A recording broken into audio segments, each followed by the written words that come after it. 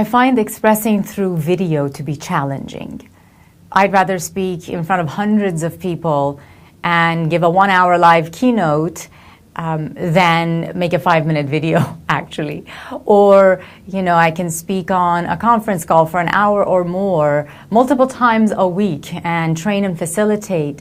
And I seem to do that with a lot more effortless energy from a subconsciously more competent state. And yet, when it comes to doing video, I have some inner perceptions, limitations, blocks. It's more challenging. And challenges are okay as long as they stretch you. And yet, when a challenge stresses you, then that's when most of us procrastinate.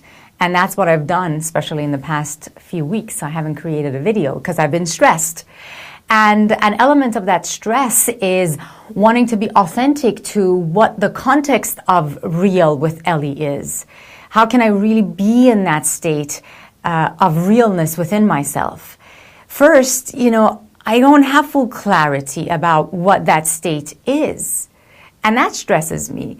It seems like I even judge myself a bit for feeling that. I go, how long have you been on this path? How many years have you worked on yourself? How many ways have you expressed? How many hours have you in training and teaching and speaking? And what do you mean you don't know what real is? And yet all that I just said is a part of a skill I've developed. Yes, I may be a confident communicator, and yet the energy that I'm talking about, that emotional, visceral energy of being real, is something that I seem to know and yet not know at the same time. And it's not like I don't want to be authentic. I do want to be authentic and real. And yet there is worry that I, in the name of authenticity, I may express in a way that's really not me. Or a fear that if I actually figure it out and express authentically, how will I feel about that? I seem to have this post-courage trauma thing that I do. I can be courageous and authentic, and yet, I'll get up tomorrow morning and go, oh my gosh, let me watch that again. Let's edit that out, which I haven't been doing with any of these videos, or let's not put that online. And so that post-courage trauma is something that does get in my way. And I do know that in order to be continuously real, I have to strengthen that part of me that freaks out afterward. And so that's definitely my work to be done. I also have found out that sometimes in the name of being real, I say something about myself that diminishes me.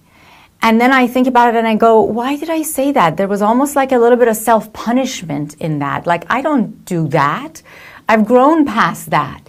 But why did I make it seem like I do that or feel that way? So it's like a little bit of self-punishment.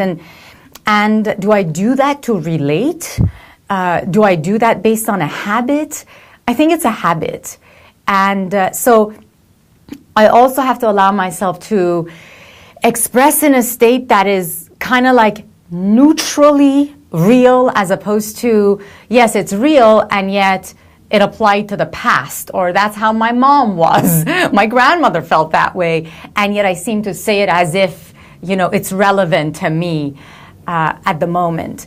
So I do have to release that, and that's another aspect of the work that I know I must embrace going forward.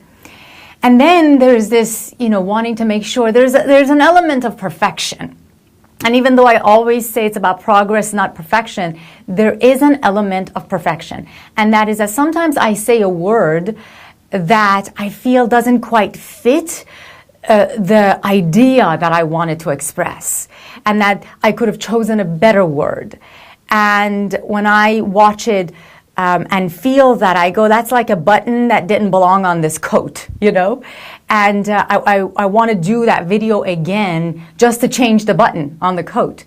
I do that sometimes, saying a word that doesn't belong, maybe because English is my second language, or maybe just, because it does take another 10,000 hours of communicating to really be able to be in tune with all the words that fit the energy, or maybe no matter how many decades of communicating I put into it, sometimes I'm just going to say a word that doesn't fit the energy.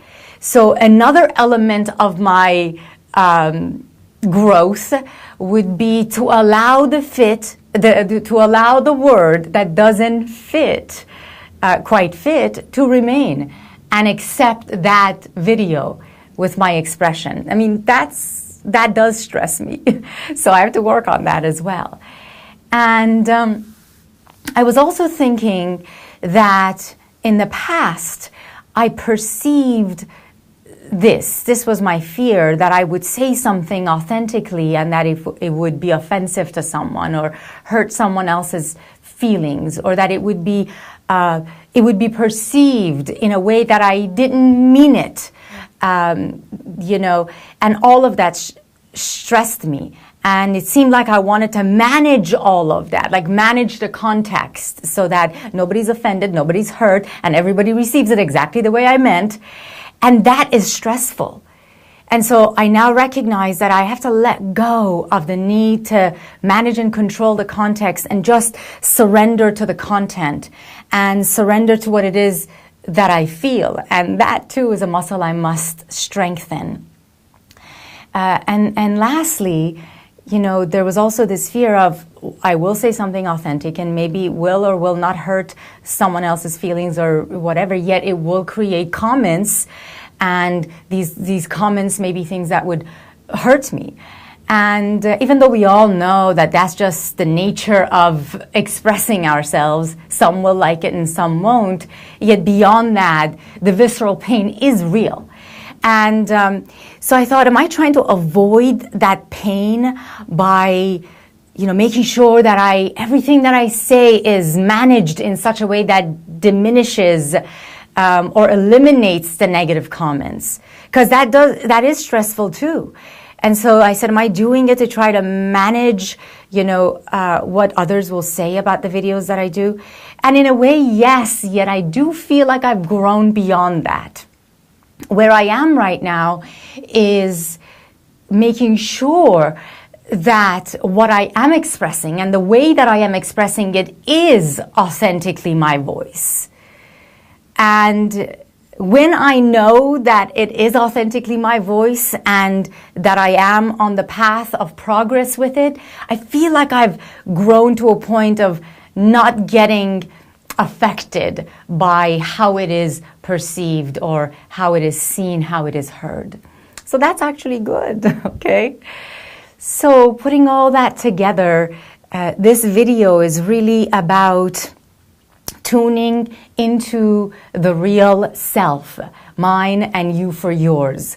And knowing that for those of us who are passionate about expressing our voice and our vision through our voice, these may be the stages we may go through or the things we'll feel, and that it is okay.